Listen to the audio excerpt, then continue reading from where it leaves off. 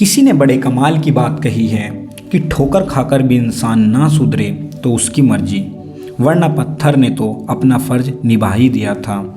नमस्ते दोस्तों, मैं हूं निखिल, एक छोटी सी मोटिवेशन कहानी के साथ। ये कहानी है एक पक्षी की। एक पक्षी रेगिस्तान में बहुत बुरे हाल में जी रहा था। उसके पंख जो थे वह भी गिर चुके थे।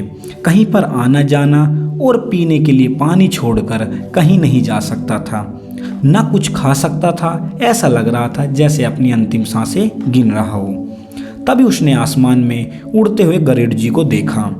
गरुड़ जी भगवान विष्णु जी की सवारी और आवाज़ लगाई, मेरी पुकार सुनिए। गरुड़ जी आए और गरुड़ जी ने पूछा कि क्या हाल हो गया है। तो उसने कहा, बस भटकते भटकते आ गया था, अब यहाँ पर परेशान हो रहा हूँ। यहाँ से उड़कर भी कहीं नहीं जा सकता, मेरे पंख नहीं बचे हैं। और आप कहाँ जा रहे हैं? गरुड़ जी ने कहा, मैं तो स्वर्ग जा रहा हूँ। तो पक्षी ने कहा, बस यह मत पूछेगा कि मैं स्वर्ग कब आऊँगा, आप यह पूछ लीजिएगा कि मेरी हाल कब ठीक होंगे। आप मेरे लिए कोई जवाब लेकर के वापस जरूर आइएगा, मैं आपकी प्रतीक्षा जरूर करूँगा। गरुड़ जी स्वर्ग में गए। जब स्वर्ग गए तो देवलोक के दरवाजे पर देवदूत खड़े हुए थे। उन्होंने सोचा कि छोटी सी बात है, देवदूत से पूछ लेता हूँ। गरुड़ जी ने पूछा देवदूत से कि एक व्यक्ति है जो पक्षी है, वो मृत्युलोक में है, जहाँ सभी लोग मृत्यु के लिए जाते हैं, वहाँ अपनी मृत्यु के लिए तरस रहा है। वो पक्षी जिसके पंख नहीं बचे हैं, वो पक्षी जो आखिरी सांसें गिन रहा है, ऐसा क्यों हुआ? वो रेगिस्तान में जहाँ उड़ भी नहीं सकता। देवदूतों ने कहा, वो जो किया था जीवन में उसका फल भोग रहा है।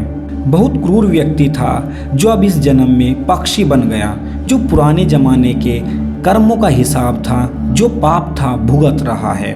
और 7 साल के लिए उसे सजा मिली है। वह मरेगा भी नहीं, लेकिन ढंग से जी भी नहीं पाएगा।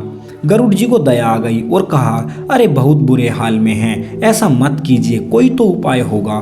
देवदूतों ने कहा, एक छोटा सा उपाय है, आप उससे कहिएगा कि वह हर हाल में एक ही लाइन बोलता रहे कि भगवान तेरा शुक्र है। गरुड़ जी ने कहा, ठीक है। वो जवाब लेकर वापस धरती लोक आए। और जब आए तो उन्होंने उस पक्षी के पास जाकर कहा कि आपको हर हाल में कहना है भगवान तेरा शुक्र है। पक्षी के पास वैसे भी कोई उपाय तो था ही नहीं। गरुड़ जी अपने काम पर निकल गए। 7-8 दिन बाद जब वापस वहाँ गरुड़ निकल रहे थे तो उनकी नज़र उस रेगिस्तान क्षेत्र पर पड़ी जहाँ छोटे छोटे पौधे उगाए थे और उस पक्षी के भी छोटे छोटे पंख निकल गए थे। गरुड़ जी को बड़ा आश्चर्य हो गया। 7 साल की सजा थी, 7 दिन में पूरी हो गई।